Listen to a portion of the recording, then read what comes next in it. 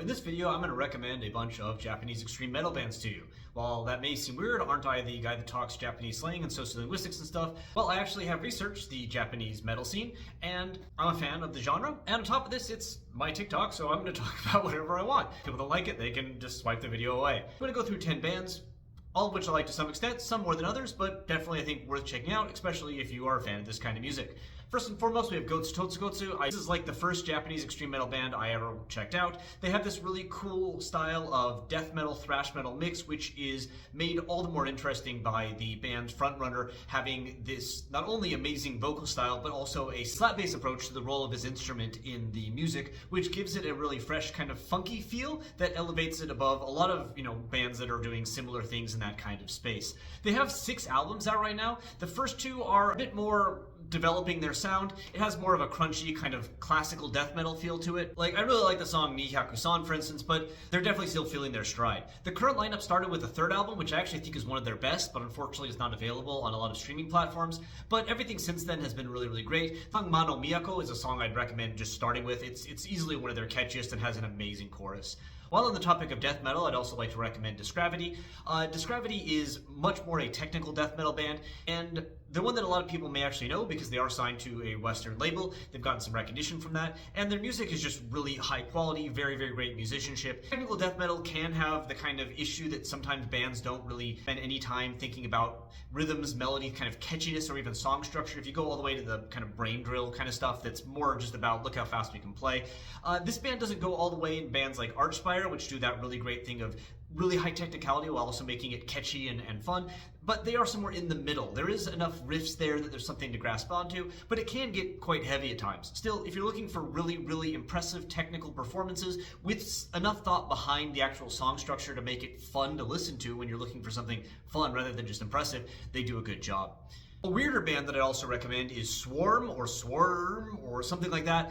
This is a band that's really hard to pin down. There's definitely a death metal core to it, and Encyclopedia Metallum describes them as death metal grindcore, but that's not really what's going on. At times this band just dissolves into like a whole bunch of noise. It can almost be confronting in a good way, in a metal way, but still you do have to be in the mood for that. At other times though, the band will slow down and have kind of this punk blues influence that's really unique and interesting. The vocalist has this sort of mad preacher ranting, screaming, dying on the microphone that brings the entire project a really unique feel to it. I wouldn't say it's something I'm always in the mood for or even in the mood for often, but it's something that I definitely come back to and appreciate for just how unique and out there it is and how they're really willing to experiment not only with sonic frontiers, with producing stuff that just sounds like a wall of noise coming at you, but then also bring it back with stuff that is really rooted in sounds that might not even be considered metal, much less extreme metal, when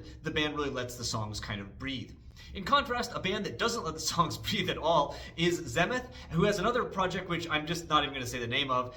It's a cringe name, even for a genre known for extremely cringe names. I honestly kind of consider them all the same. I don't mean to cast shade on the guy behind the entire project, Junya, but I don't really see why these are separate projects. Both very, very strongly within the Melodeath label. I guess on Encyclopedia Metallum, the first one is listed having neoclassical and the other one is not. But really, these projects definitely have an emphasis on melody and catchiness, but the way that the vocals are approached and the fact that the songs are always just going at the highest octane possible makes it so it's just pummeling. There's like nowhere to breathe in any of these songs. And that's not really a critique, that's just sort of the point or the goal of the art form. They come at you fast, they come at you hard. If you're at the gym or something, it's a huge amount of extra energy, but it can be overwhelming at times. All in all, there's still no question that there's a lot of artistic vision behind this. And if you're looking for something that is just full on energy and all about energy, and combining melody with this extremity of intensity that you don't usually get in the Melodeath genre,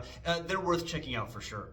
Moving more into grindcore, a band that I really recommend is Kandarivas. They're a grindcore band, but they combine some Japanese instrumentation into it, which makes the whole thing just a bit more interesting. That Japanese drumming plus grindcore could sound gimmicky, but it honestly works really well to the extent that I wish more bands were doing it. It's a great combination. Ironically, given that they are a grindcore band, I do like some of their longer songs better. I think that when the band spends time fleshing out a 2 to 3 minute song, which for a grindcore is a very, very long song, it's actually extremely impressive, whereas the shorter songs aren't bad, but I don't remember their names. They do kind of blend together. I'd say the similar with the more traditional band, Flagitious Idiosyncrasy at the One second.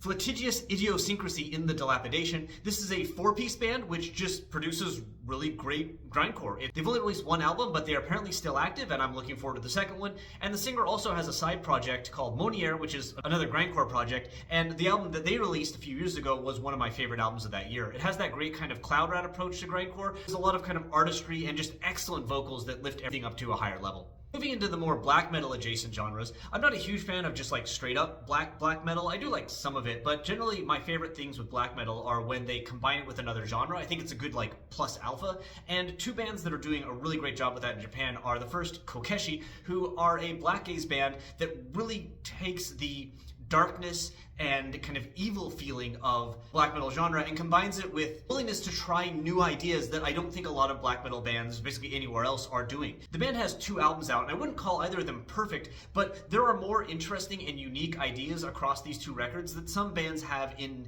decades-long careers. I think the second album is a bit weaker, but I don't blame it for that because it has even more ideas and even more unique approaches to things that I don't hear anywhere else. The song Kaiba Nishizumu especially has this part at the ending where there's this riff that almost is kind of nu metal-y, and it's just amazing. It's the greatest thing. The singer also deserves nothing but the highest praise for being able to go from everything from these deep, rattling roars to these kind of hypnotic chants and witch-like vocals. She is just always at the top of her game and one of the most impressive vocalists I've heard in the genre.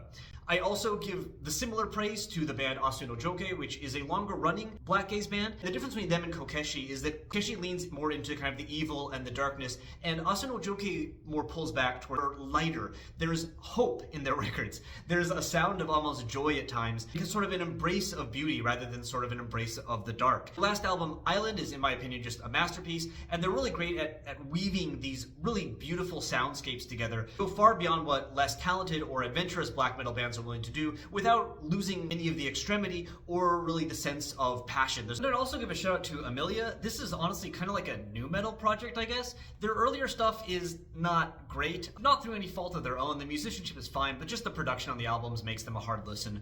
As of 2008-2009 though, they actually added violinists to their band, and it seemed like the entire group just kicked up the production quality, kicked up their instrumentation, and produced this album, which I thought was just a beautiful, really enjoyable listen. It's playing in a pool where a lot of the bands are honestly just really boring, and it's doing it without being boring. If you listen to what everyone's doing with their instruments, it's always interesting and fun. The vocals are great, and since the beginning of this project, it's had this kind of lore behind it, this mythical story that's really cool to see that much kind of thought being put into a project like this. There's no question that everyone involved is having a really good time, and that really comes through in the music. They all kind of embrace the camp of it. If you're watching this video because you really like the heavy kind of screaming stuff, this probably won't be for you, but if you like things that are metal adjacent as well, this is a project that is worth giving a listen to.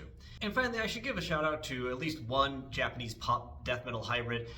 The most famous of these is, of course, baby metal, and I'm honestly not a fan. I don't mean that in any kind of gatekeeping way. It's just as simple as music goes in ear, brain doesn't send out dopamine. There are some artists in the J-pop metal hybrid category that have released at least some songs that I do find interesting. For instance, there's a few tracks by Passcode or Hanabiye that I thought were okay, but not full albums. In contrast though, Broken by the Scream is a band that I absolutely love, and I'm not sure what's different, but the style of metal they combine with J-pop is definitely more in the brutal death metal category, and for some reason that works for me, whereas some of the lighter approaches or the lighter mixtures of metal have not. Metal backing band here is incredibly aggressive, and they combine it with J-pop, 2 clean vocalists, 2 scream vocalists, and it's great.